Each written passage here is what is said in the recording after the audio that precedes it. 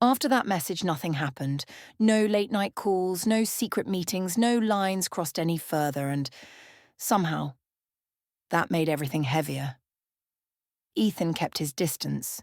Not because he stopped caring, but because he cared enough to step back.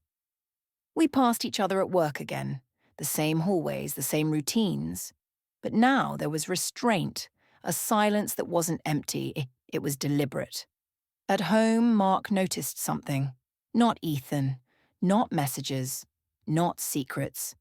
He noticed me. The way I stared out the window longer than usual. The way I answered questions with half sentences. The way I flinched when he touched my shoulder. Not from fear, but from confusion.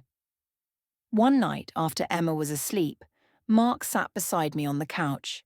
He didn't accuse, he didn't interrogate. He just said, "You've been far away lately." That was all. No anger, no suspicion, just concern. And that hurt more than if he had shouted. I wanted to explain, not about Ethan, but about the loneliness, about how being dependable slowly replaced being desired, about how silence can grow so loud you forget what your own voice sounds like.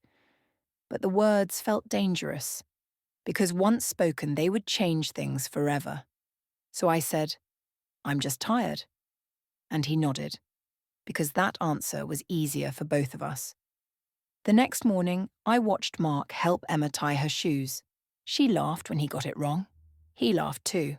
And for the first time in a long while, I saw him, not as a husband who failed me, but as a man who never realized he was losing me.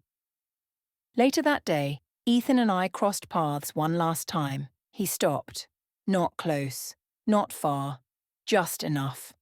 He said, "I think some connections are meant to wake us up, not be acted on." I nodded, because I finally understood. He wasn't the answer. He was the mirror. That night, I lay awake beside Mark, listening to the familiar rhythm of a life we built together. And I realized something important.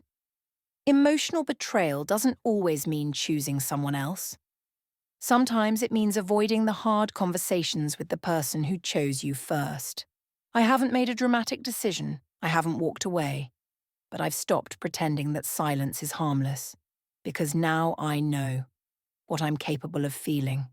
And that knowledge demands honesty.